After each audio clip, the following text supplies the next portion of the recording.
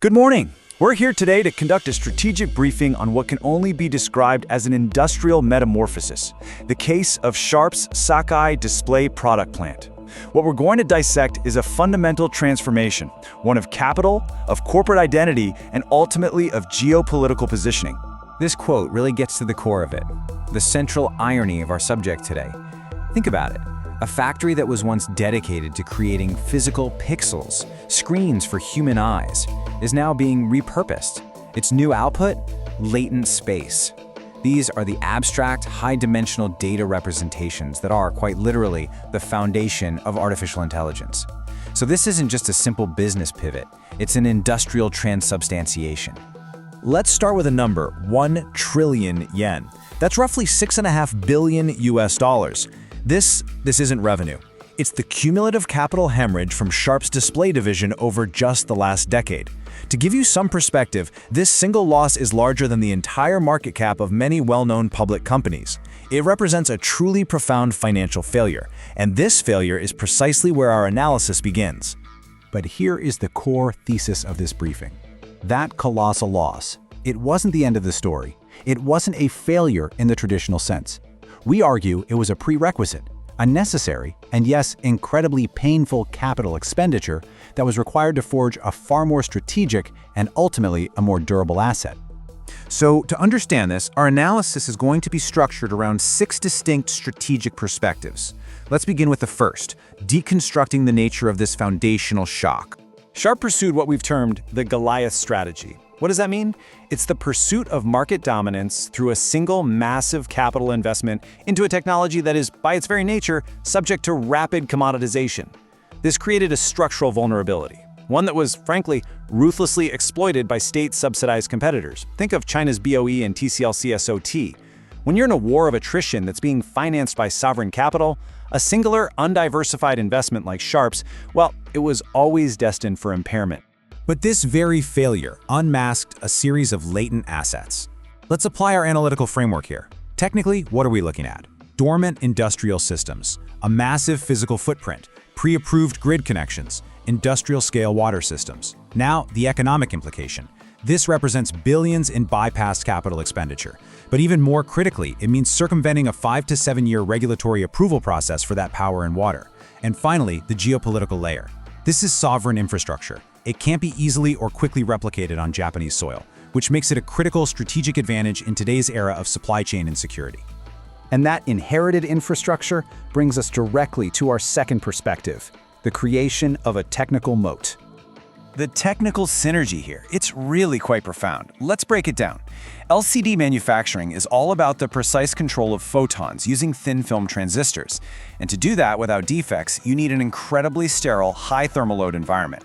Now let's look at AI training. It's about controlling data parameters using GPUs. What do GPUs do? They generate immense heat and they're highly susceptible to particulate contamination. The environmental physics are almost directly transferable. This isn't just a retrofit. You have to think of it as the world's first large-scale industrial organ transplant. So this transplant process leverages that inherited infrastructure to create what we call an asymmetric advantage. You see, in the current AI arms race, the single most critical variable is time to market. If you were to start from scratch, securing the power, the water, the cleanroom facilities, that's a multi-year ordeal, filled with regulatory hurdles. Sakai already has all of it. This gives them a significant and, perhaps more importantly, a defensible head start. This chart really quantifies that economic moat we were just discussing. By completely eliminating the permitting and power phase, which is often the longest part, the Sakai retrofit shaves an estimated 24 months, 2 full years from the typical timeline. Now think about that. In an industry where GPU generations are on roughly 18-month cycles, a 2-year advantage is structurally decisive. It means they can deploy multiple generations of new technology before a greenfield competitor can even get a shovel in the ground.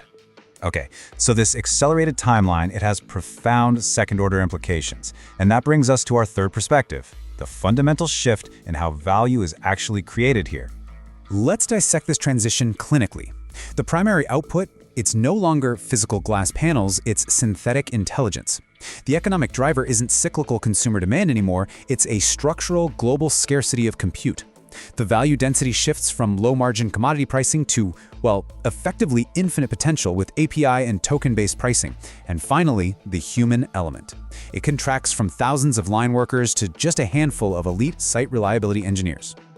So the core takeaway here is this. Sharp is exiting a deflationary market of pure attrition, and it's entering a market defined by structural and likely appreciating scarcity. They are no longer in the business of selling a depreciating product. They are now leasing access to what is arguably a fundamental resource for the 21st century economy, raw computational power. This economic pivot necessarily elevates the Sakai site into something much more, which leads to our fourth perspective, its new role as a geopolitical choke point. What we're seeing is a strategic withdrawal from the Chinese-dominated LCD supply chain. It's a deliberate, tactical repositioning inside a Western AI security perimeter, and it creates a new Silicon Triangle with a very clear division of labor. You have the United States providing the intelligence design, that's Nvidia. You have Taiwan providing the strategic execution and the capital allocation, that's Foxconn. And now Japan provides the secure, sovereign infrastructure. That last piece is an absolutely critical component. And the national security implications here, they're quite significant. The Sakai site effectively becomes a trusted digital fortress. What this does is ensure that Japan's critical industrial data, its proprietary generative models, its national AI initiatives, all of it remains within its borders, insulated from foreign influence.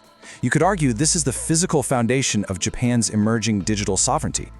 Now, a shift this profound doesn't happen without creating deep internal tensions. And our fifth perspective explores exactly that, the strategic paradox at the heart of this transformation. Here we see the philosophical conflict. Sharp's identity, for over 100 years, has been rooted in monozukuri. It's a cultural dedication to the art of making things, an obsession with product perfection.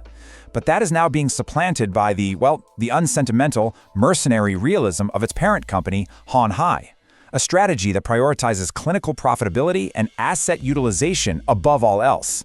It is in essence a forced self-cannibalization of corporate identity, all in the name of survival. And this forces a very difficult question, one without an easy answer. The transition from being a hardware pioneer to being an infrastructure landlord, hosting American-designed intelligence on Japanese soil, it's the central tension of this new reality. So we must ask, at what point does this kind of transformation constitute a complete erasure of identity? This internal conflict, this strategic paradox, is brutal.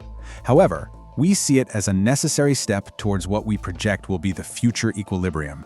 And that equilibrium, the strategic outcome, is quite clear, even if the path to it is brutal. This pivot ensures Sharp's survival. It effectively exercises a vampire asset that was draining the company of capital, and it transforms that liability into a strategic choke point for regional computation. This secures the company's relevance for decades to come. To ground this in the human dimension, consider this sentiment from a hypothetical veteran engineer at the plant. The transition from being masters of light to becoming janitors of heat, it's not just a poetic phrase. It represents a fundamental shift from a craft-based identity to a service-based one. This is the narrative of blood and silicon that you won't find on the balance sheet, but it underpins everything. And so, we'll conclude with the direct inquiry for your own strategic consideration.